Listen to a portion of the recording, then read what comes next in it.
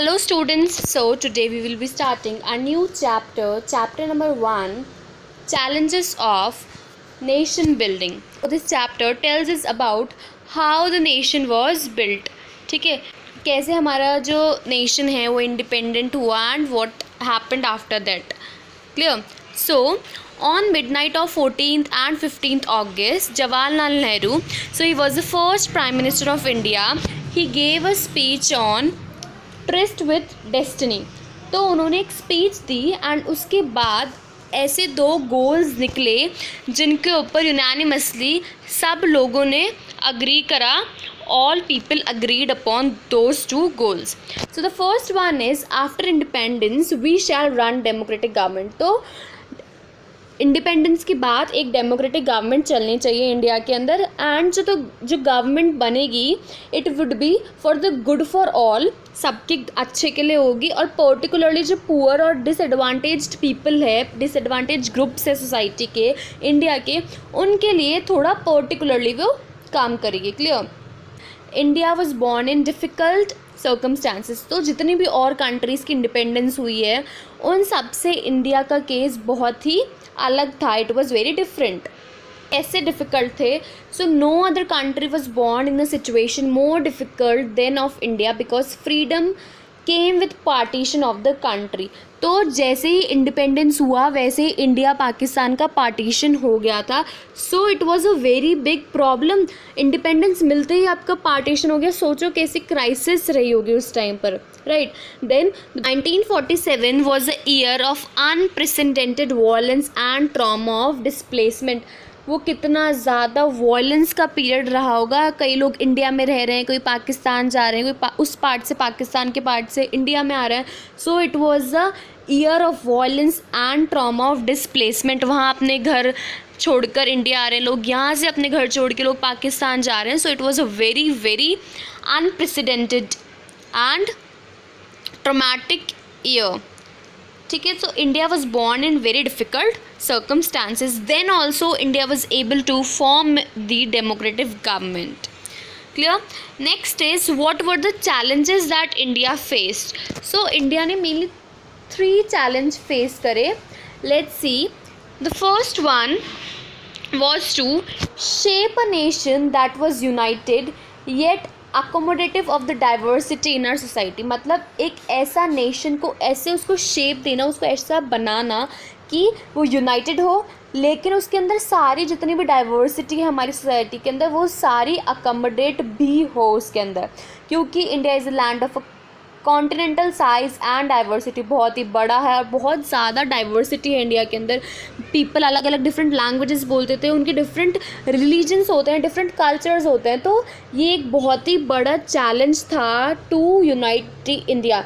It was believe that a country full of diversity could not remain together for long. और ऐसा माना जाता था कि जो कंट्री बहुत ज़्यादा डाइवर्सिफाइड कंट्री है, उसमें बहुत डाइवर्सिटी है, वो ज़्यादा टाइम के लिए यूनाइटेड नहीं रह पाएगी.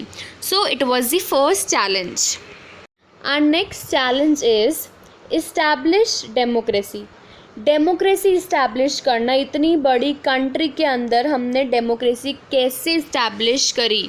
क्लियर? इंडिया में कैसे इस्टेब्लिश हुई democracy? So India adopted representative democracy based on the parliamentary form of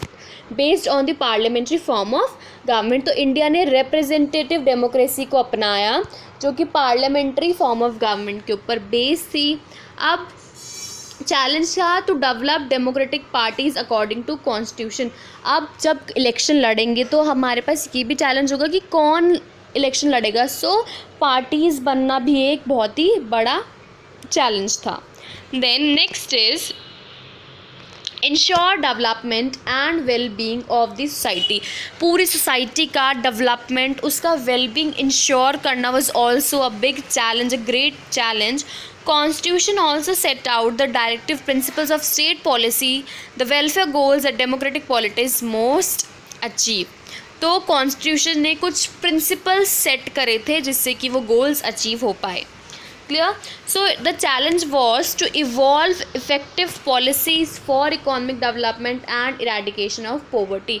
सही इम्प्लीमेंटेशन हो पॉलिसीज़ का और जो पॉवर्टी है वो इरेडिकेट वो ख़त्म हो पाए, कम हो पाए, it was the challenge. Clear. Now next topic is partition, displacement and rehabilitation. कैसे पार्टीशन हुआ, कैसे लोग इधर से उधर मूव हुए और कैसे उनका रिहैबिलेशन हुआ. Now let's see that.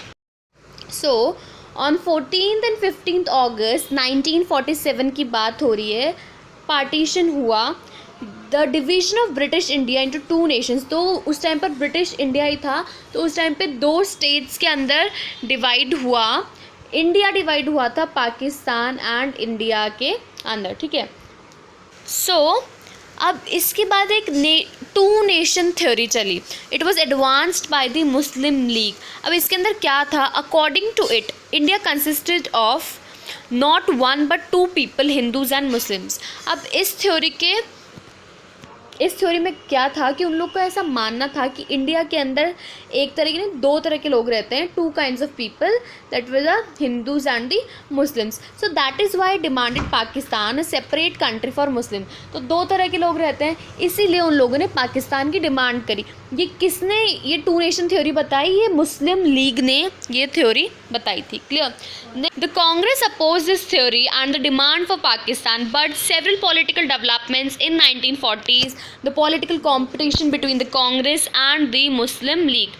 Congress ने इसको अपोज करा, but there were many political developments, so there was demand of separate country.